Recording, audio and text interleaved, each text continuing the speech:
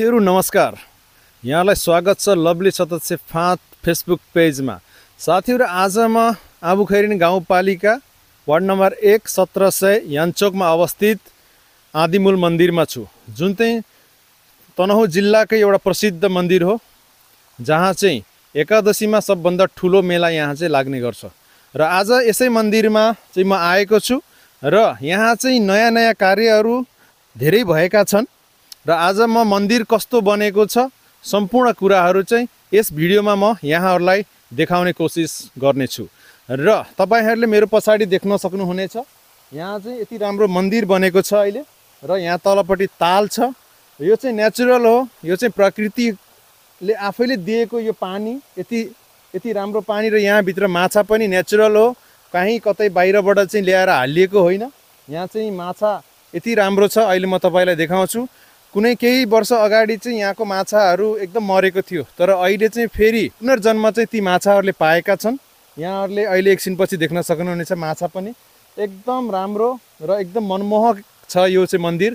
यहाँहरू कोही अहिलेसम्म आउनु भएको छैन भने यस ठाउँमा आएर चाहिँ घुम्न सक्नुहुनेछ, पूजा अर्चना गर्न सक्नुहुनेछ साथीहरू। र म चाहिँ यहाँहरूलाई अब यस मन्दिरको परिसर वरिपरि सम्पूर्ण कुराहरू चाहिँ देखाउने छु। चारैतिर हरियाली जङ्गल छ, एउटा चाहिँ उपत्यका जस्तो छ, यहाँ चाहिँ एकदम रमणीय छ साथीहरू। र आउनुहोस् मेरो पछि म तपाईँहरूलाई चाहिँ अब यहाँका चाहिँ नयाँ कार्यहरू के कस्ताहरू भइरहेका छन् यो चाहिँ देखाउने कोसिस गर्नेछु है त साथीहरू। ल हेर्नुहोस्, तपाईँले चाहिँ यहाँनिर देख्न सक्नुहुनेछ, यो तालमा र झरेको यो चाहिँ 22 धारा हो। यसबाट चाहिँ तपाईँहरूले यहाँ आएर नुहाउन सक्नुहुनेछ र आफ्नो एउटा मनोकामना पनि पुरा हुनेछ है साथीहरू। ल यहाँहरूले चाहिँ अहिले यो हेर्नुहोस्, नयाँ बनेको बाटो, यो चाहिँ एउटा होइन परिसर। यसरी चाहिँ यहाँ चाहिँ फुलको डोली चाहिँ घुमाउने कार्य हुन्छ एकादशीको बेलामा। र तपाईँहरूले देख्न सक्नुहुनेछ, यतातिर चाहिँ अहिले नयाँ किसिमका पुल बनेको छ। र त्यो पारिपट्टि पनि देख्न सक्नुहुनेछ, त्यहाँ चाहिँ एउटा ताल बनाउने चाहिँ कार्यहरू भइरहेको छ, अहिले निर्माणाधीन अवस्थामा छ। र भविष्यमा चाहिँ यो ताल बनेपछि चाहिँ झन् राम्रो देखिनेछ। र चाहिँ यहाँहरूले देख्न सक्नुहुनेछ, अहिले चाहिँ यो पारिपट्टि पुरै यो निलो घेराहरू बनाएर राखिएको छ। यो चाहिँ अब त्यसको चाहिँ बोट बिरुवाको चाहिँ संरक्षणको लागि त्यस्तो गरिएको।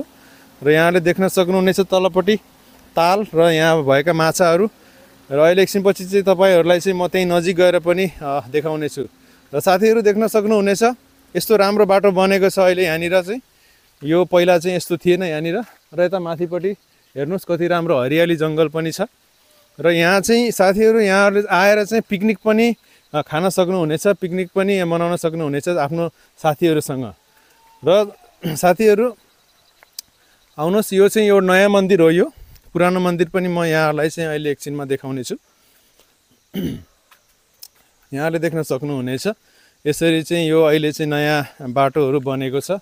र यहाँ यसरी चाहिँ यो निलो पर्दाले चाहिँ कभर गरिएको छ। यो चाहिँ यहाँको चाहिँ बोट बिरुवाहरूलाई चाहिँ संरक्षण गरिएको हो होइन साथीहरू। र यहाँ चाहिँ अहिले एकदम राम्रो, एकदम रमणीय स्थान चाहिँ अब बन्ने क्रममा छ। र चाहिँ यहाँ पिकनिकहरू पहिले हामी सानो हुँदा पनि आएर यहाँनिर चाहिँ खाने गर्थ्यौँ। र यसरी चाहिँ यहाँहरूले देख्न सक्नुहुनेछ। र यहाँहरूले चाहिँ अहिले यतापट्टि हेर्नुहोस् होइन, यहाँ कस्तो चाहिँ अब बनेको छ। र यस्तो यहाँनिर फुलहरू लगाइएको छ, माथि ठाँटीहरू छ। यो चाहिँ होइन पुरानो नै हो यो ठाँटीहरू।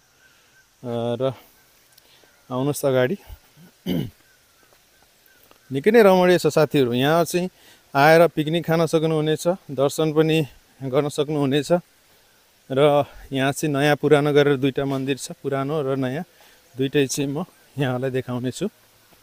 हेर्नुहोस् यसको वरिपरि कस्तो छ।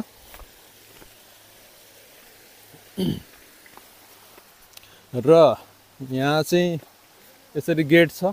र यो गेट यहाँबाट चाहिँ प्रवेश गरेर चाहिँ नयाँ र पुरानो मन्दिरमा जान सकिनेछ। यहाँहरूले देख्न सक्नुहुनेछ, यो साइडमा चाहिँ पुरानो मन्दिर हो भने यो चाहिँ नयाँ मन्दिर हो। र साथीहरू यहाँ जाँदाखेरि चाहिँ यहाँहरूले चाहिँ यहाँ चप्पलहरू फुकाल्न पर्ने हुन्छ। र यता आउनुहोस्, यहाँ चाहिँ अहिले यसरी बनाइएको छ, एकदम राम्रो बनाइएको छ। यहाँ चाहिँ परेवाहरूलाई पनि खाना खुवाउने चारो हाल्ने गरिन्छ र यो चाहिँ ताल हो।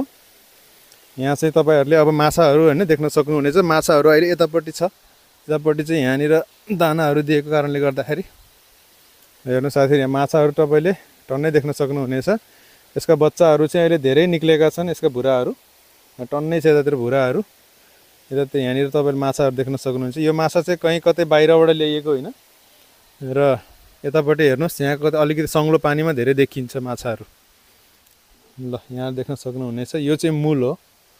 यहाँ मूल, यहाँबाट यो मूलबाट चाहिँ पानी निक्लिन्छ र यसरी चाहिँ यो तालमा छ। यहाँ हेर्नुहोस् कति धेरै माछाहरू छ त्यहाँनिर हैन। र यही पानी चाहिँ यहाँ तलपट्टि 1700 फाँटदेखि लिएर याम्पा फाँटमा चाहिँ सिँचाइ पनि गरिन्छ र खानाको लागि पनि प्रयोग गरिन्छ साथीहरू।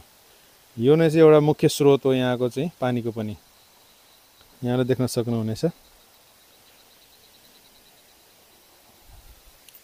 ल हेर्नुहोस् यो चाहिँ हाम्रो पुरानो मन्दिर हो। पुरानो मन्दिर यहाँ लेखिएको छ श्रीमती पाकुली परिवारद्वारा विक्रम सन् 2035 मा निर्मित आदिमूल बराई मन्दिर। यो चाहिँ पुरानो मन्दिर। यो चाहिँ अहिले नयाँ मन्दिर हो र नयाँ मन्दिर यहाँ पनि मन्दिर छ साथीहरू। र यहाँ यो चाहिँ हैन घण्टाहरू भयो। ल हेर्नुहोस् निकै नै रमणीय, निकै नै चाहिँ मनमोहक छ यो आदिमूल मन्दिर। यहाँहरू जो कोही पनि आएर चाहिँ यहाँ चाहिँ आएर पूजा अर्चना र घुमफिर साथै पिकनिक पनि मनाउन सक्नुहुन्छ है साथीहरू। र यहाँहरूलाई चाहिँ म फेरि अगाडि लगेर चाहिँ यहाँ 22 धारा पनि देखाउने छु, आउनु होला।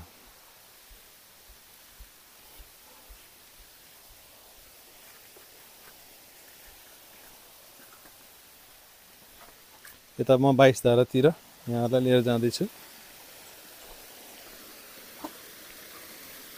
यहाँ चाहिँ तपाईले देख्न सक्नुहुनेछ यही मूलको पानी चाहिँ यसरी झरेको छ। कस्तो राम्रो देखिएको छ, निकै नै चाहिँ राम्रो देखिएको छ साथीहरू। यहाँले देख्न सक्नुहुनेछ यसरी यो पानीको धारा। यहाँ चाहिँ अलि चिप्लो चिप्लो जस्तो छ, अलि सम्हालेर हिँड्नुपर्ने अवस्था छ। मैले चाहिँ ल हेर्नुहोस् यहाँले देख्न सक्नुहुनेछ। आहा ल हेर्नुहोस् कति कस्तो राम्रो छ। यो चाहिँ 22 धारा हो साथीहरू। यहाँ मन्दिरमा आएको बेलामा चाहिँ यहाँले स्नान गर्न सक्नुहुनेछ। ल आउनुहोस् अब यतापट्टि आउँ। यो चाहिँ यो पुलहरू पहिला थिएन, यस्तो बारहरू केही थिएन, सब यो चाहिँ ढुङ्गा टाइलहरू केही थिएन। अहिले चाहिँ नयाँ निर्माण गरेको केही वर्ष मात्रै भयो। यो पनि राम्रो छ। यो पनि एउटा पुल ब्रिज बनाइएको छ। यसले गर्दा अलि आकर्षक पनि बढेको छ, यहाँले देख्न सक्नुहुनेछ।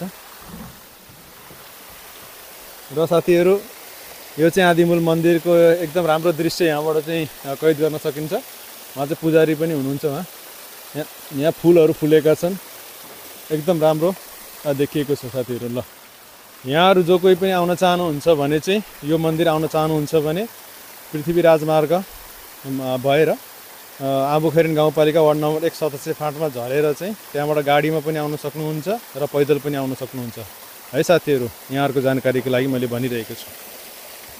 साथी यो माथि चाहिँ हामी अलि भित्र चाहिँ जान नमिल्दो रहेछ, किन भन्दा यहाँ बारहरू लगाएको छ, त्यही कारणले गर्दाखेरि। ल अब चाहिँ हामी यसो यता जाउँ।